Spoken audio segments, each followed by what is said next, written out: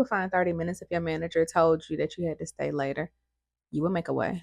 You would find time. You would find time if that man reached out to you and said, hey, let's go on a quick date. You would find time if your favorite TV show just launched a new series. I mean, bottom line, you will find time.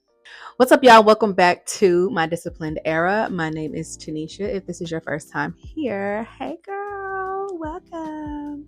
So here on this channel, I am sharing my health and wellness journey with you guys. All of the things that I'm learning, the things that I've done, and the things that I am doing to just transform my life. Because in today's video, I'm going to be talking to you guys about what completing the 75 hard taught me about myself. And if you're interested in knowing some things that I would have done or will do different in the future of completing the 75 hard, go ahead and click on this link right here and it will take you right to that video. But wait until this video is over. I mean, honestly, you don't need to wait. Just go ahead and click that red subscribe button. Subscribe, like, comment, and share this video with a friend. But back to this video, we're going to talk about some things that the 75 hard challenge taught me about myself. Because girl, I was trifling. Okay, let's be for real. I'm going to keep it real with y'all because at the end of the day, I think that's what it takes. Keeping it real with yourself and maybe even others at times for you to actually see where you are or could be falling short. I'm going to separate this video into 4 different sections, okay? And these sections are going to be the number one thing why you guys are here, right? What I learned about myself. We're going to talk about time management. I'm going to talk about consistency. And then, of course, one of the most important parts of the 75 hard challenge, reading. So what did I learn about myself?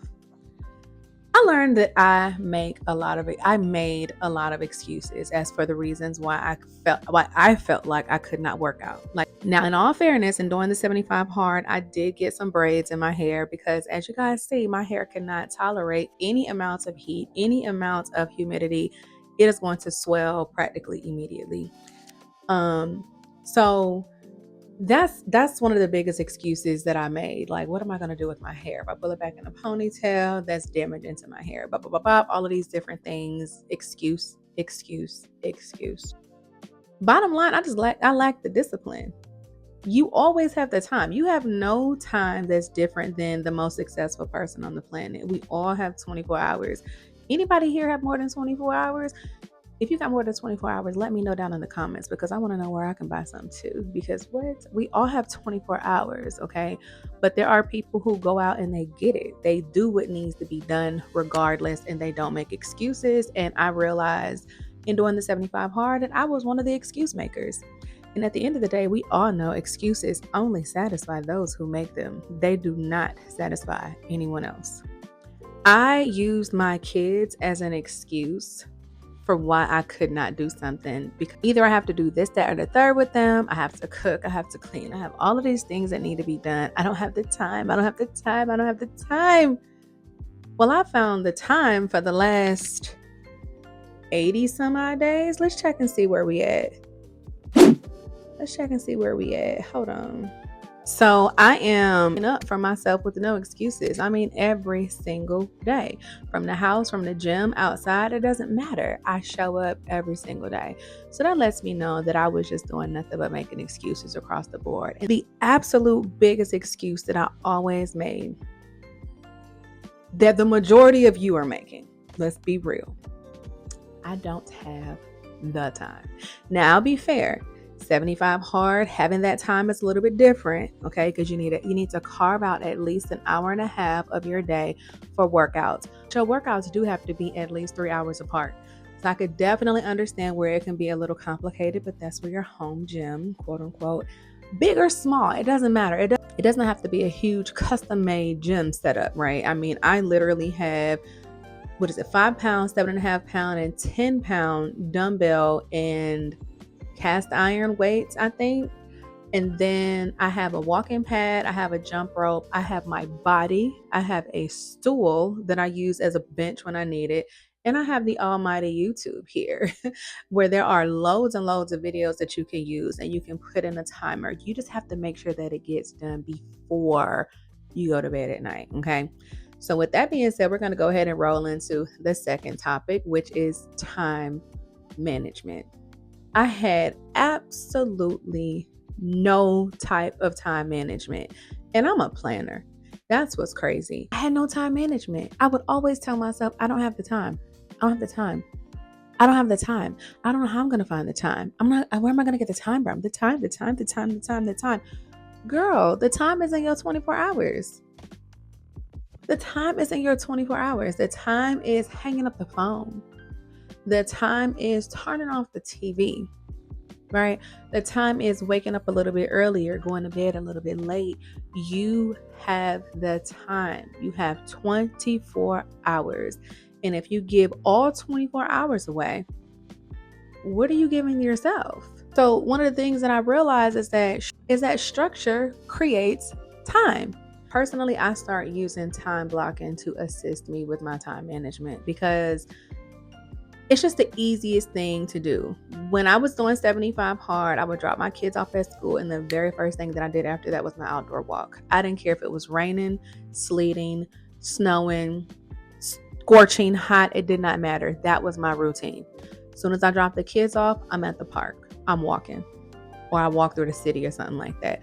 45 minutes minimum. Okay. Structure. Before it got dark, if I did not do my outdoor walk that morning for whatever reason, like say it was some crazy pour down and there's no way I'm going to be walking in pouring rain and thunderstorms and stuff like that, I would say, okay, cool, let me check the weather in advance. Okay, it's raining all day tomorrow. Where do the pockets look like for a time? Oh, it looks like it's going to have a clear window between 1 and 4 p.m. Okay, at 1 o'clock, is it hotter than 4 o'clock? This is literally how I would go about planning out the structure for my day so that I make sure that I completed the task. Same with the water. Some people have to get all of their water in the beginning. I think because I'm a slight procrastinator, I would typically start drinking my water when I knew I was in the house for the night. But I realized that that discipline creates the freedom. I created a system that allowed me to be able to manage my time properly, which resulted in the discipline that I was seeking. And that just the thought of it is unmatched because girl, before that, I don't even know what I was doing myself. But the next thing up is consistency. I'm just gonna be honest with y'all. Some days you're gonna have all the energy in the world, and then some days you are going to feel like, I don't want to get out the bed. I don't have the capacity for this today. Oh, woe is me. Why do I have the privilege of having legs and arms and everything required for me to walk, and I sit and I complain about it all day long? Get your butt up, okay? It's about being consistent. Show up. You're not going to go to the gym, set your watch in my case, because I'm an Apple Watch person, right? You're not going to go to the gym, set your watch, and just sit there. Because people in the gym gonna be looking at you like, what's she doing? What is she doing? What is she doing? You're gonna work out, whether you have high energy or low energy. So showing up for myself every day just taught me like how much I had been putting myself on the back burner. At the end of the day, you just want to make sure that you show up. As long as you show up, you'll become consistent, and then you will become disciplined. Okay, once you create that system for yourself, though, I highly recommend that system. You need the system. Now we're going to go on to the third thing, which is reading. The 75 hard, you cannot use Audible or any Kindles or anything like that. It has to be an actual physical book. If you are interested in an Audible subscription, I'll go ahead and put my link down below. You guys can check it out. I don't know if there's a free offer or not. I'll check before I put the link down. So just check the description box if you're interested in Audible. Let me show y'all the books that I read. We know the foundation is always going to be standing on God. Okay. So the foundation is definitely the Women's Study Bible. Okay. I am going to go through these other books really quickly. Again, I will link all of these down below if you guys are interested in any of these books, but I thoroughly enjoyed reading all of them. One, How Successful People Think, The Power of Now, Contagious, The Psychology of Money, attached. The book that I finished the 75 Hard Journey reading, and it is The Big Leap. Shout out to my business coach, my business / YouTube coach, because she is the one who told me to read this. And so far, so good. These last two books are books that I did not read during the 75 Hard, but these are books that I'm going to be reading right after I finish The Big Leap. And this is Happy Habits for Successful Women, 13 Ways to Trigger Your Happiness Every Day. Excuse me. And then the other one is Becoming Spiritually Intelligent, 9 Paths Towards Your Most Loving Self. So those are the books, minus these two, that I read during the 75 Hard Journey. And outside of the Bible, that's 6 books. 6 books that I read in about 75 days. What? I never thought I had time to read. So yeah, the 75 Hard Journey definitely taught me that I made a lot of excuses. It also taught me that I would put everything and everybody before me. It taught me that I lack discipline, which I already knew, and by default, I lack consistency. And so I'm definitely grateful for this experience. I will most certainly be doing it again. And I would love for you guys to join me. I'm not doing it yet because it's the summer months, and baby, outside, my hair look like this and I'm inside. What? No, not over the summer, okay? This video right here is going to tell you the top things that I wish I would have done differently on my 75 Hard Journey. And if you click on this video over here, it is going to take you to a video of me working out outdoors. If you are interested in that, I will see you in that video. Bye for now. And don't forget, discipline looks good on you, boo. Bye. I rise and I wake and I gotta go get it. I'm making my bed and it's straight to the digits. No cup of jokers, this is acidic. So I take a shot with the lemon and ginger. Look in the mirror like, yeah, I'm not...